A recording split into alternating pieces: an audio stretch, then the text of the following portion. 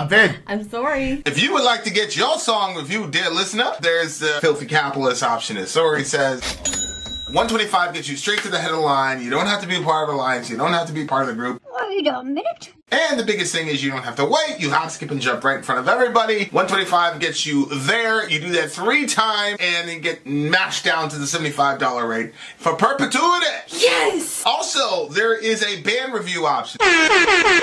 So if you've got a band and you're trying to get your band some exposure, hit me up at villageXchange@gmail.com, and I'll show you the details about how to pull that off. You can also jump on Patreon, and there is a option on the tiers to be able to get your band reviewed. Obviously, we can't lie to you, so we can't guarantee a positive review.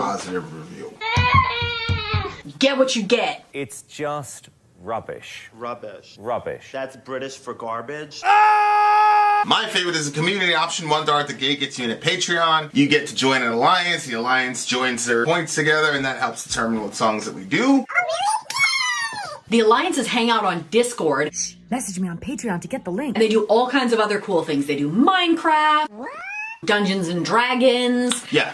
It's really a community within the community. Anybody can go in the village, facebook.com/Vin and Sori. There's 160,000+ people on the channel. What's cool about the Discord is that it offers a real opportunity for community connection, friendship, that type of thing. And it's on Discord, so if you're not a Facebook person, it's for you. You start off at $1. Right. Plus you get exclusives. Sori and I are working on a song. So the first 15 seconds of that was on Patreon. Also, at $15 here and above, when we actually debut the video, they're going to be there live with us. There you are, dear listener. Buy our merch. Buy our merch indeed, and child shall eat them. Yes, and to answer your question, Amy Lee, I don't think my parents would care as much about that as they would about this phone case. I realize, so I can technically pop off the plastic and just keep with the rubber. And then it doesn't, well, it's wet down there, but it's, you get the idea. And I thought to myself, to spare my father, I should remove that before I go visiting him. But then I forgot. And I realized I was on my phone like this. He didn't say anything, but I'm sure he was thinking. I gotta listen to this shit in the shower. Hey, Vin, I mimicked your little accent you guys do all the time on my episode that I sent you, and even without noticing said, Inshallah, what have you done to me? What have you done to me? All right, guys, having said that. So we are in the middle, or the middle-ish of a DJ stream for the big homie 7 Dusted. Yes, sir. Who is a big friend of the channel and of all's. Yeah. And America. And America, true. In fact, hanging in my closet and Vinny's closet is a shirt that he sent to both of us. We each got a shirt from him. Yeah, my Bagram joint. Yep, and mine is the gym one. Anyway, so we are about to go into the next song on his list, which is Testament, Hail Mary.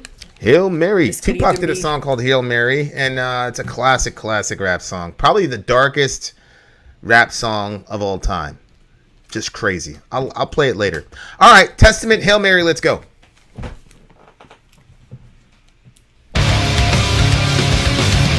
Whoa. Ooh, that's heavy. I was not expecting that. Oh.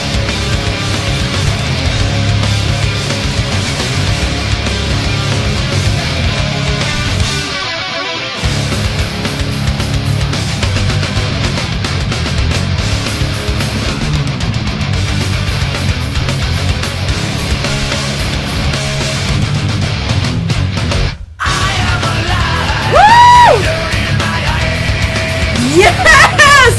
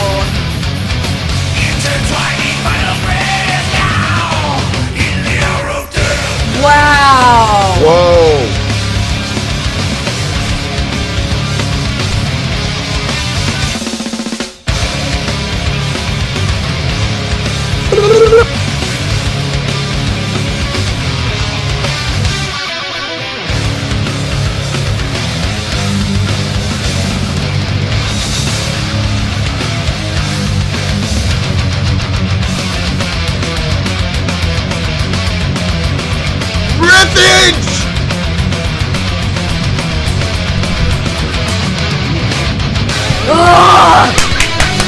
Yes!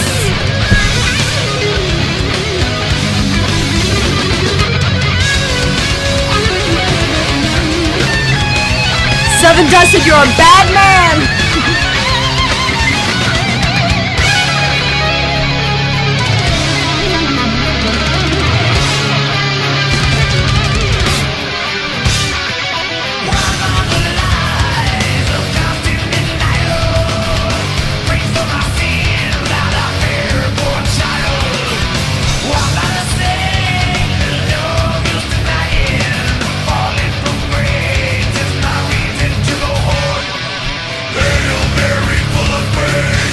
Wow!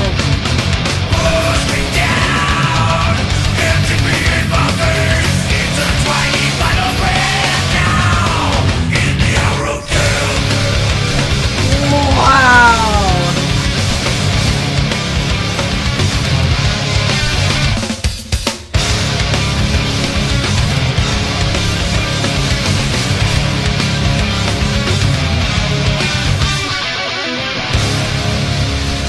That's commitment. Oh my gosh. Oh my word. Oh my word. Okay. That is the best song I've heard in a long time. That one was crazy. Whoa, heard it in a long time. This guy Seven is... I loved that song. I love that it was heavy. First of all, that actually makes me think you could make so many amazing songs just based off the scriptures. There's like so many spots in there that would make some really crazy lyrics. Really? I mean, when you're talking about the Psalms, and what are those Psalms called where they're Yeah, but why does this song make you feel it? Well, I know that there's not scripture, but it's the in Hail song. Mary full of grace. Hey, can you close that door, honey? Our door?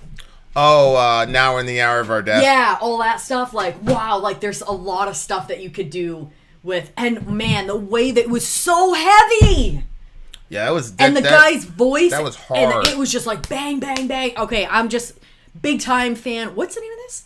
Testament. Oh yeah, we've heard Testament before, but I don't remember. We did like 2 or 3 Testament songs, and I didn't like them. I don't remember liking it like they're this. kind of like a fake Metallica rip-off type band or whatever. But thoroughly enjoyed this song a bunch. Holy moly. The whole album's like this? Oh. I saw these dudes live. They were almost as heavy as the headliner that night, Slayer. Oh my gosh. See, this... Okay, so we always talk about the positives of doing this channel in the sense that people can request songs and buy their own DJ stream, and we get introduced to bands that we've never heard of and all the positives that go with it. I will say there is one negative to it. Not to be a bad promoter of our channel, but when I hear one song from an album like this, it is extremely difficult for me to maintain the patience and not go listen to the full album. Yep.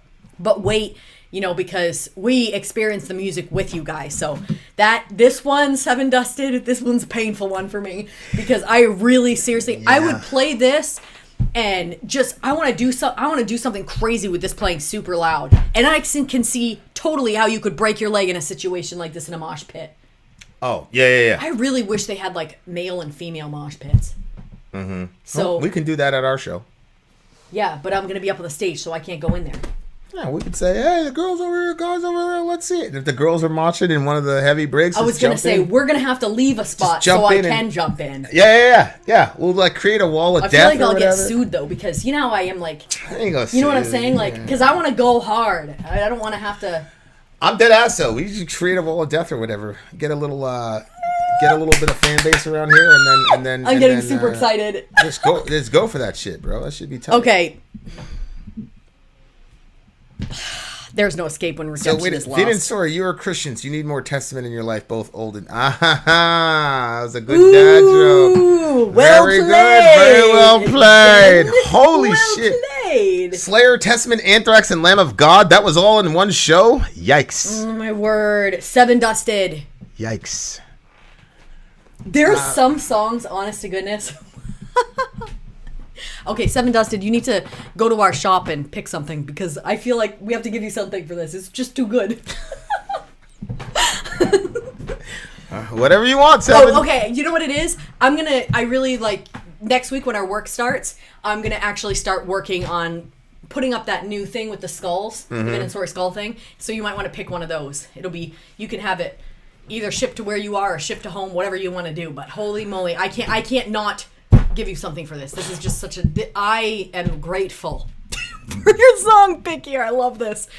Yeah, it looks like the guy is buried alive, right? At the beginning, because he says, dirt in my eyes, I know I'm alive, or whatever. Mm-hmm. So that means he's buried alive, right? Yeah, but I didn't take it as that. I just took it as when life overwhelms you because of the shit that you've done. Like, you can't just go and cause terror all over the place and do all kinds of stuff without it actually coming back on you. The kind of what goes around comes around, you reap what you sow, karma, all those things. And so you're alive, you feel dirt in your eyes, there's no escape when redemption is lost. Like, whatever you were going to do to save yourself is gone. And that's that. Whew. So I'm not a saint, there's no use looking, no sins to deny, just my will to go on. To me, it's like the person recognizing where they're at in all honesty and everything that they've done. And so they're saying, like, there's not even sins to deny. You can't even deny this. Like, it's like, there's some stuff where it's like, well, maybe we could look for some positives of why you could, but not this. This is, you have to face who you are and what you've done. Arms of darkness, embrace me in madness. In my life, it's mandatory, hard to resist you. I still can't forgive you for sins that I cannot wash away. Now, I don't know who he's talking about, but to me, he was speaking to himself. Really? I still can't forgive you for sins that I cannot wash away.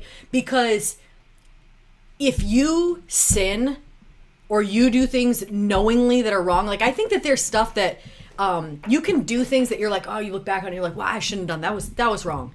But then there are things that you do eyes wide open and you're like, I am doing that. It's kind of like that moment where you'll see it in like different videos where the person looks kind of like nervous before they do something horrible that was caught on a surveillance camera. Yeah. And they'll be like, they kind of step like kind of back and forth because they're not like, and then all of a sudden they get to a point where they're like, they almost look like they get this look that's basically like, fuck it.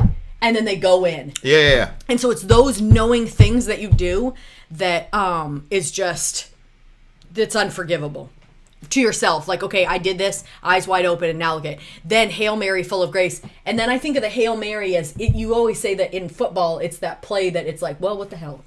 Yeah. I'm gonna throw a Hail Mary here. Yeah. But it's mixing that with the prayer, Hail Mary, full of grace. Throw some light upon this race, intertwining final breath now in our hour of death.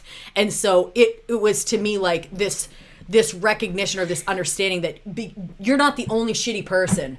Like, all of the society, all of the race, everybody has issues. Race. Like, the human race. You got to shed some light on us, because at the end of the day, all of us have sins that cannot be washed away by our own means.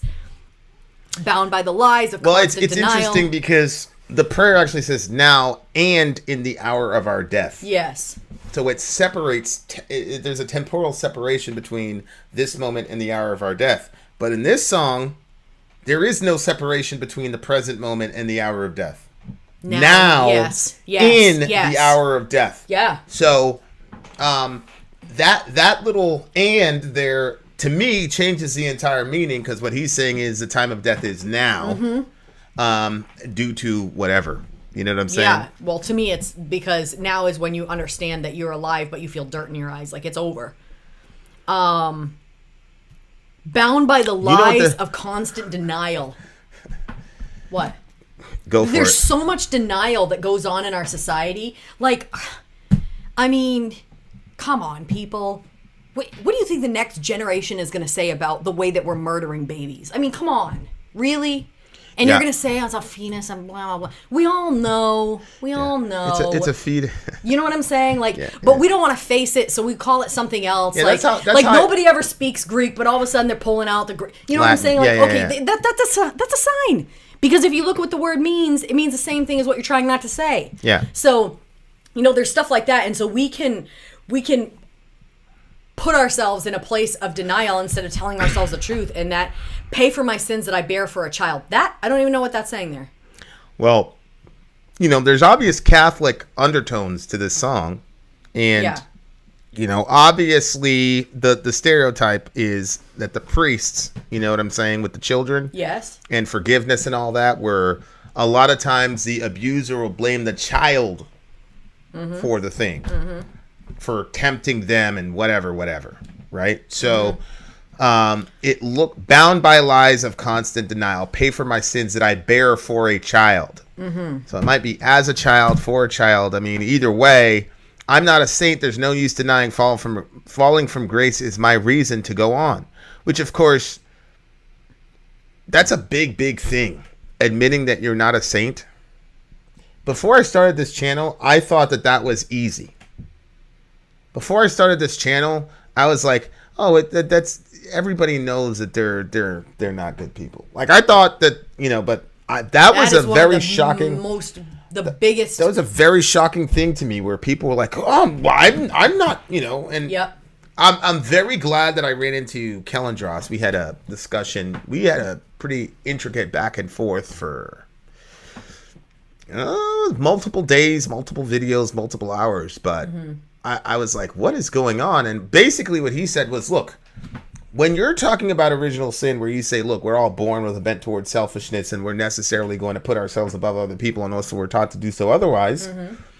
And all of us are like that at varying degrees. He goes, that none of us have a problem with. He's like, but when I was coming up and we were talking about sin or original sin in Catholic school, that's not how it was portrayed. It was portrayed as you are particularly and singularly a bad person, and God can't bear to look at you, and so blah blah blah blah. It was a very oppressive type of doctrine that they put on these kids instead of liberating them. To me, like, all theology is designed to liberate you, to free you. And I get that because Jesus says you'll know the truth and the truth will set you free. So that means that any lie that I'm believing is literally the equivalent to some sort of bondage. And the way to get out of that bondage is to stop believing a lie and believe the truth.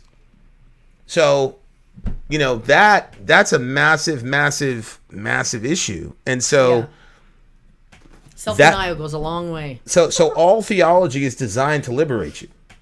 Yes. So anytime you see something about even if it's bad initially, it might look bad, but freedom looks scary to enslaved people. There are a lot of African people who, even after they were liberated, wanted to work on the field with massa and all the rest of it, because a free world is terrifying. So, but that shit is crazy, man. The lies and the denialism. And we're dealing right now with religious people, and there's a big shakeup right now happening in the evangelical world because of these abusive pastors and their control over people, particularly what's happening to women, and how women were encouraged to be quiet in the face of sexual assaults and all the rest of it. Pretty famous. There's a pretty famous family in evangelical. I'm not going to mention them. I know. And they're like evangelical royalty. Yeah. And I was talking to Shorty yesterday, and she had been. If I said this family, anybody that's like half Christian would know who this family is. And so she had been for years sexually abused by somebody that her dad let into their house. And, everything came out, yada, yada, yada. Nothing happened to him. And then one of the lead pastors went to her and said, oh, he's penned this great letter of repentance. You should read it. It made me cry. It's going to make you cry. And she said, Vin, when I opened the letter, it was basically, I know what I did was wrong. I'm sorry. Please forgive me. And that was it. And this was a big, giant sort of act of repentance that was supposed to blow her away and all the rest of it. All those numbers are wrong. Keep trying, though. Keep trying, guys. For the finally, somebody saw the free merch thing up at the Reba top. was right? like, "What is this for?" Shout out a number. I said 420. No, 420 is not the number. Yeah. And like, it was like, wow, man. Like, I'm like listening to this person, and I'm like, you're evangelical royalty, and this is how it doesn't matter. Can you write the number down so I can keep an eye too? I already have it down. Oh, okay. Wow. And he's still getting treated like that. Here, guys. I'll tell you guys this. It is not a triple digit number. There you go. I'll say it there. It's a double digit number. It's not a triple digit one. Yeah, man. That was just there's no use denying fall from grace is a reason to go on. And that's really interesting because he's saying his fall from grace is his reason to go on. And what I extrapolate from that is because he stopped with the denial. Notice it says bound by the lies of constant denial. Mm-hmm. When he's saying there's no use denying fall, he's like, I'm done with the denialism shit. Mm-hmm. I'm not a saint and neither are you guys. And because of that, he fell from grace, meaning they probably excised him from their little community. And he's like, great, that's my reason to go on, is I'm finally being real. I'm finally telling the truth to myself. And here we go. Well, I kind of took that falling from grace as my reason to go on would be more like if you feel like that you're in a position where you have done so much right and you're like you're a good person and you're in this good place, and then eventually because you're living in denial you can think that you're on this pedestal because you're a good person. Yeah. But the fact that you fell from grace actually gives you the reason to go on because you're like, well, you know what? I fell from grace, so I don't have to live up to grace anymore. Yeah. Well, if you find some way to turn grace into law. But that's what yes. because the term falling from grace is originally used in Galatians. And that usually, here's usually what Christians try to, or not Christians, just most people, when they hear fall from grace, what they hear is you broke a rule so bad that at this point, God's like, all right, I'm done with you. You broke too many rules. That's how a lot of people look at falling from grace. Mm-hmm. When Paul used the terminology fall from grace, it was actually the opposite. What was happening was people were trying to use their good deeds to get into the family of God. And Paul said, if you believe that, you've fallen from grace, which makes sense because grace is, I stand before God only based on the righteous merits of Jesus, right. Not any of my goodness. I only, and that's favor you didn't earn, but right. It was given to you because of Jesus. Right. So grace means unmerited favor. It's favor that it's preferential treatment, yes, that God gives me because of the goodness of Jesus. So that's grace, unearned favor. Yep. The minute you start trying to operate with God as to what you deserve or what you've earned, you have then fallen from grace down into law. And when you relate to God as law instead of grace, you're going to die and go to hell.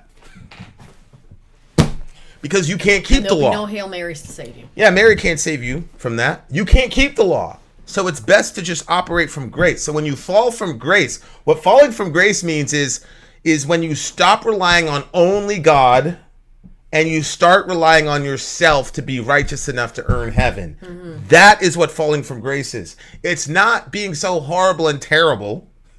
Actually, the person who's really horrible and breaking all the rules many times is in a much safer position. It's true. Than the religious person. Because they can at least admit that. It's amazing to me that nobody has hit the number yet. I know. Somebody came pretty close, but nobody has hit the number yet. Very close. You know, you know what I'm going to do? I'm going to put a clock next to that thing. I'm going to put a little timer next to it. Go ahead. So, yeah, let me just pull back up the last few lines. Though, Hail Mary, full of grace, push me down and kick me in the face, intertwining final breath, now in the hour of death. What do you make of that? I actually am not sure about that. Maybe no, we already have a winner. No, that's not your number. It is. It's just a bad, Are you serious? Yeah. Well, actually, no. No. No. We do not have a winner, guys. Sorry. I thought somebody did. I was about to announce it. Good job. I've never seen your handwriting that bad. If you were trying to make a totally different number. Usually pretty bad. No, like that. Go ahead. What were you saying? What about this one? The Hail Mary, full of grace, push me down and kick me in my face. We do have a winner. What? We do have a winner. Next time I'm going to put a clock. On that. Are you gonna? Where is he? Well, I want to take a picture of it just so that I can show everybody that it's no bullshit. You know what I mean? Yep. So there you go. I'm gonna go ahead. Okay, you want me to post the thing or? No. I got it. Okay, I'm asking you what you think this last bit is about because I don't know. You should probably do that after we finish the review. I think what he's saying there is he's agreeing with the religious people, because I think a lot of times when people kick off church or get done with church or quote Christianity, they think that means that they're out with God too. And because they truly believe, oh, that's what God. Absolutely. That's what Yeah. you know what I'm saying. Yeah. So what he's saying is, look, I know I'm on the wrong team, blah blah blah. So I'm gonna die and go to hell. But this is the best that I could do. You see what I'm saying? I see. And obviously, those people, that's a person who is actually set up to receive grace. Actually, Yeah. you see what I'm saying? Yeah. So that's how I interpreted that last line. But it's a pretty terrible situation that people, especially kids, have to bear the brunt of the adults in their lives, their bullshit behavior. Right. Yeah. I agree with that. There you go. Okay. What did you give the song? Oh boy, this is an 11 for me. And no, he's up there. He says, "I still can't forgive you."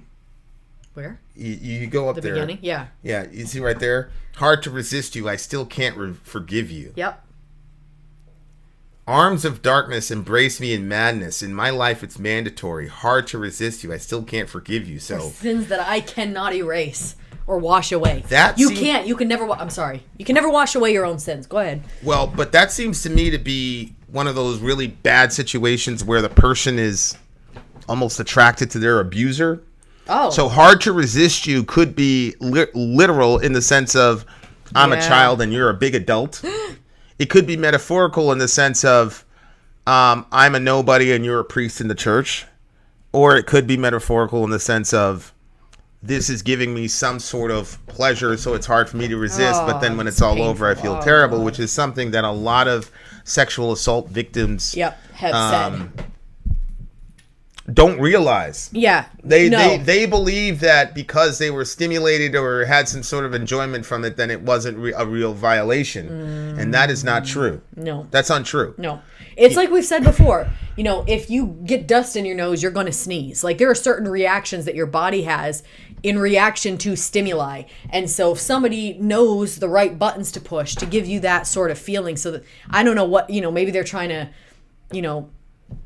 get away, what's the word? Assuade? What's the word? Their own guilt? Yeah, assuage, yeah. They're trying to get rid of their own guilt. And so I don't know if it's just that. There's probably millions of reasons why people do something like that. I can't even get into the mind of a pedophile, but I'm just saying, like, if they're doing that and they're hitting that spot for the child, and so the child feels bad about it because sexuality is something that's supposed to be opened up within a healthy relationship between two consenting parties, not between adults and children, and certainly not before it's time. And when that gets opened up prematurely, there would be like this, oh wow, this feels good, but at the same time that feeling of like something is deeply and desperately wrong here.